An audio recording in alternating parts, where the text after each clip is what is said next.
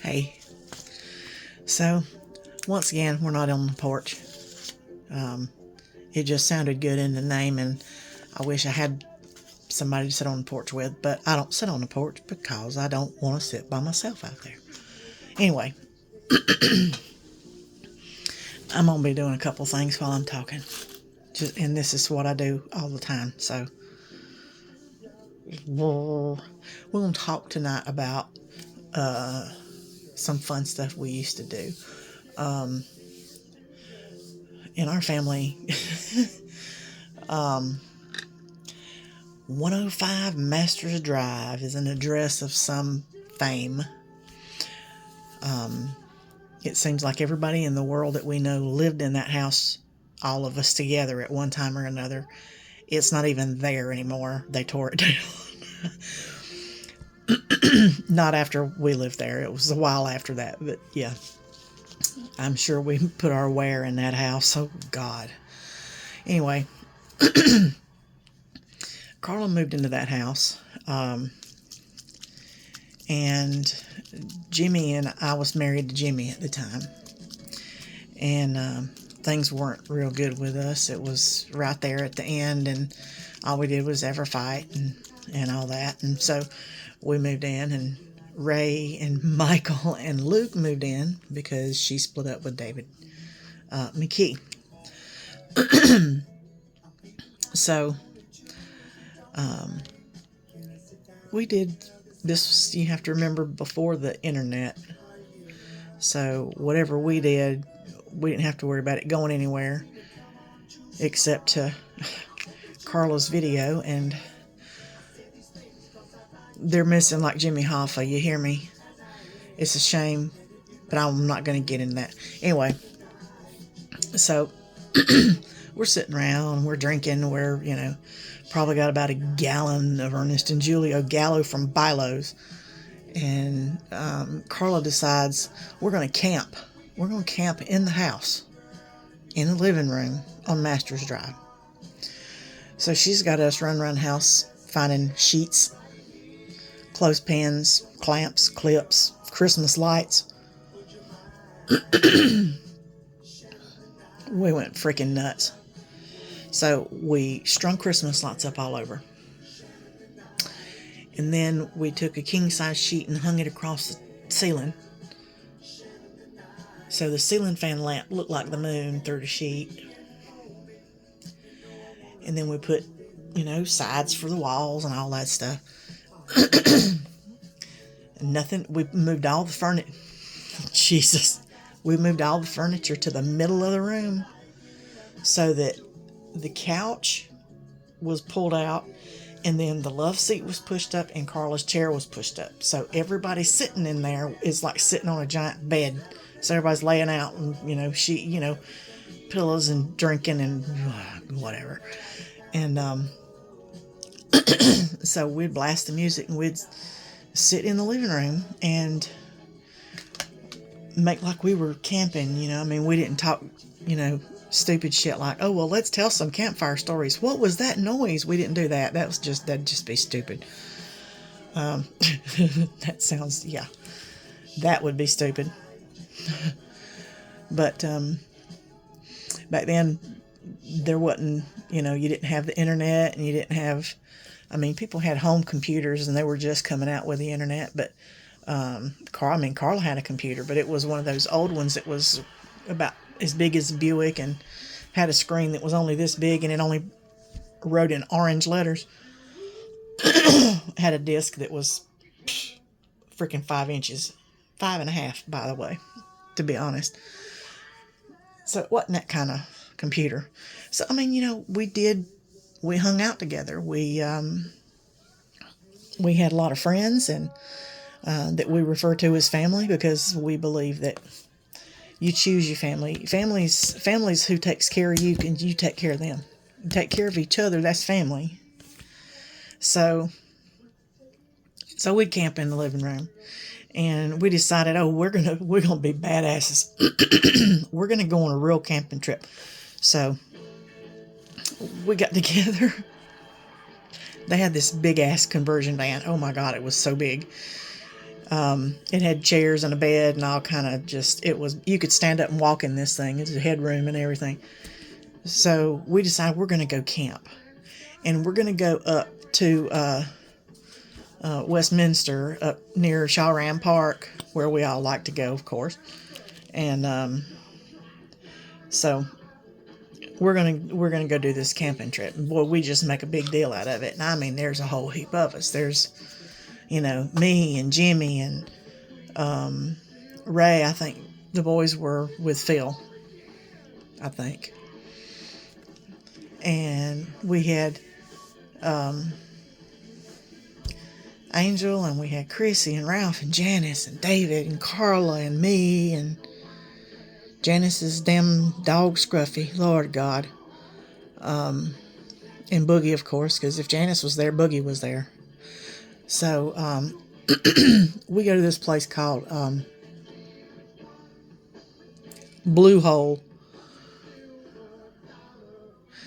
This place, it was remote. It was a path cut through the woods, and every so many hundreds of yards or whatever, there was a pushed off place where you could pull your car in and park. And I mean, that was it. There was nothing out there. Nothing. No utilities, no streetlights, no bathrooms, no bridges, no signs that say don't feed the bears. There ain't shit out there. So we went, and we got all other guys got out there, and they pulled all these tarps out, and they're making this thing like this big giant tent, and we looked like a bunch of fucking idiots out there. But I got to tell you, oh my God, we had a good time. For the most part, we had a good time. There was some tension. But we had a good time. And we sat out there in that place and listened to crap out in the woods and had no idea what it was, because all we could see was right there around the fire, So that back there is a mystery. I don't know what the fuck that is, but it's 1 o'clock in the morning and I can't see this. I don't know. I got my ass inside the van and shut the door, and I slept in the van. Yes, I did. Because I wasn't about having none of that shit. But yeah, we went camping, and then we decided we were going to go to Shawram and have a mud fight. So we get out there, and everybody's got goggles. I went to the store, and I made sure everybody had a pair of goggles from the Dollar Tree. Everybody had goggles. Everybody had towels. Everybody had, whatever they needed. So we get out there, and we have this mud fight. We divide up into teams, and we're just slinging mud at one another from one side of the, just flap, flap, flap, flap, flap. They had a rope. We swung on the rope. We had a great time. And Shawram was a lot of fun. It always is. It's been a special place to me for all my life. But okay, that's going to hurt if I step on it. So anyway, that's not it. I know I'm rambling, and I'm trying not to, but I'm old, so if you don't like it, fuck you, don't listen. I don't care. Oh, well, damn it. Whew. Well, hell with that then, I guess.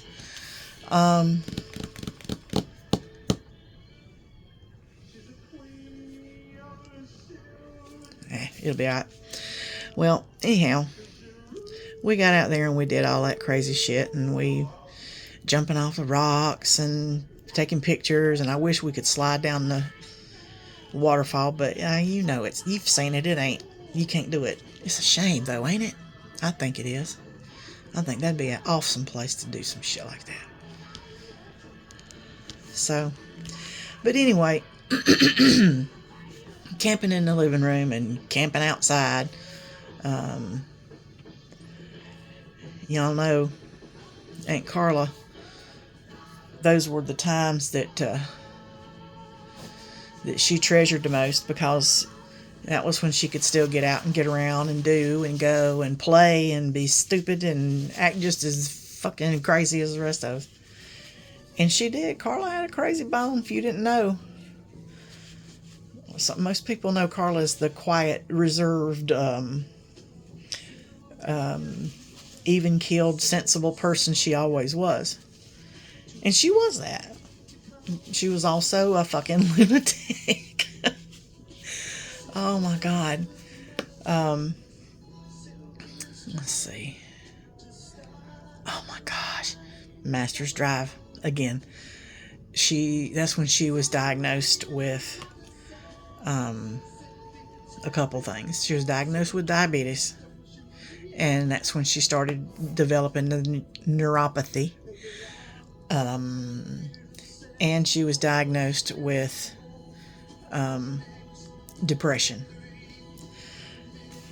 So needless to say, living in that house was it was eventful. And there was people in and out all the time, and Carla just a lot of us were going through some shit. It was like our Fleetwood Mac. Everybody's heart was fucked up, and everybody was getting hurt, and everybody was broken, and for one reason or another. And all we knew was the people that we always want around us is the ones that we should be around when we need somebody like that. So we all spent time together, and we all lived there. Albert and Sandy Cash moved in with their 2 little girls at the time. They lived there for a while, and then they moved out. And Ralph and Janice was kind of in and out here and there. I lived there a few times. Jimmy lived there when we first split up. Let's see. Zane, of course. Angel and Chrissy. An old man that David took care of named Cecil. Oh my God. Cecil's another story. Hey, Andy. Yeah. But, well, we went through a lot at that time, and Carla decided she was going to try her hand at drinking a lot. So she did, and I was drinking a lot, and we were all drinking a lot. Oh. Friday or Saturday night for me was a 5th of Jose with no salt, no lime, no lemon, no chaser. And if I could find a pill, yeah, that'd be good too. So Carla got drunk, and she goes out on the front porch as she, because it was hot, and she was having herself a good old time, and she got out there, and Albert Cash was on the porch, and she was talking to Albert, and she just reached up and snatched her shirt off and took it off and threw it down. She says, "It's fucking hot, I can't stand it." And I'm like, "Carla, you're on the front porch in Homeland Park with no shirt on in your bra. Let's get you in the house."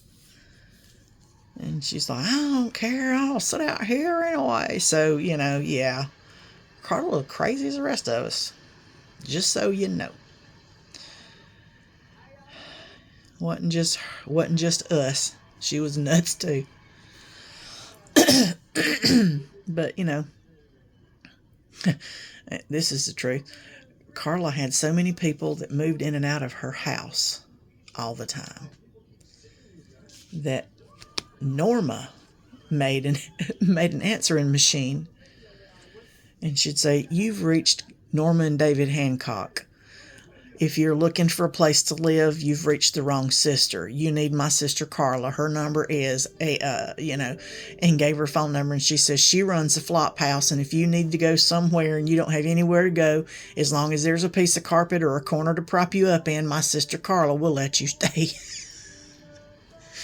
Oh, God. I miss them.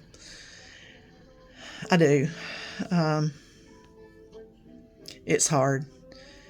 You know, you guys, some of you know, you've lost siblings. um, you've lost children. You've lost parents, grandparents, great grandparents, aunts and uncles and cousins, and love each other. Love each other. Don't let life and preoccupations with bullshit get in the way, because you know we we only get to do this one damn time once. Um, keep that in mind. You know,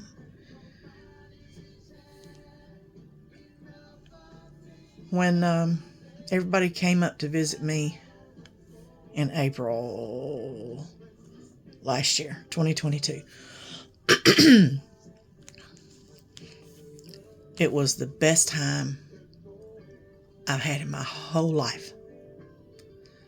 And it was that night that that we were all in that one front room with the couches and the table,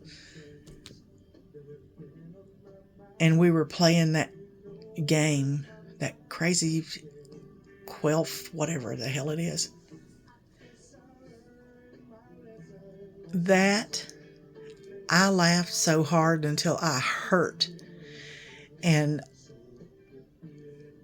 I was so happy I cried with joy because I was with people that I love and people I care about and people I don't get to see. And I deeply thank each one of you that came from the bottom of my heart. Thank you for that, because you gave me the best memory of my life. I knew something was different about that trip. I knew that it was going to mark something, because I kept saying this group of people will never be together like this again. And that's true. We can't be. We're not all here anymore. So,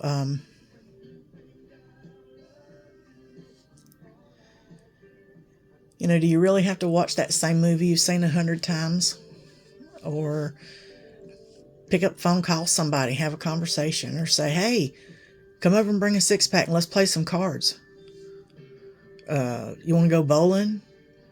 You want to go down Cater's Lake? You know, you can go. You can do all kinds of things. Just don't get so involved in whatever's going on, you know, around you, that you get tunnel vision and you forget that what you're looking at, your task. It's do. Everything else around you, you can't see anymore. Don't get to that place.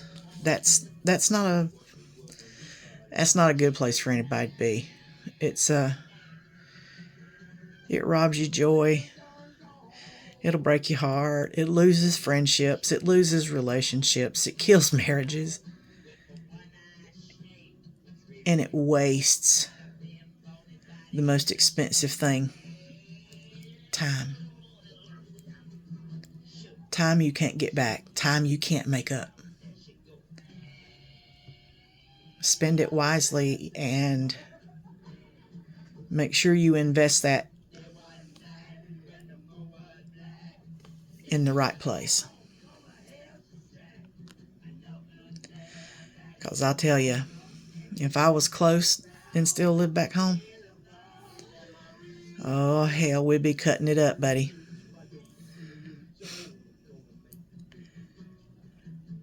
Because I'd be right there in it, and y'all know it. But thank you for listening. Thank you for being here. I talk all the time anyway, but I I got an appointment to see a doctor about my throat. I've seen I've already seen a doctor about my thyroid. My thyroid's not the problem. I've got some small goiters, but they're fine. They're nothing. But I've got some issues with my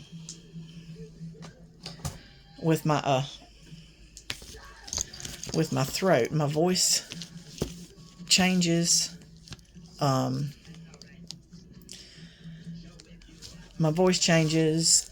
have a dry cough that I cannot get rid of. Stay over there. It stays sore, and it feels like there's something laying across it, like not pressure, but it feels like, just like if you laid a washcloth across a wet wash rag across your neck, just that kind of pressure, just a little bit.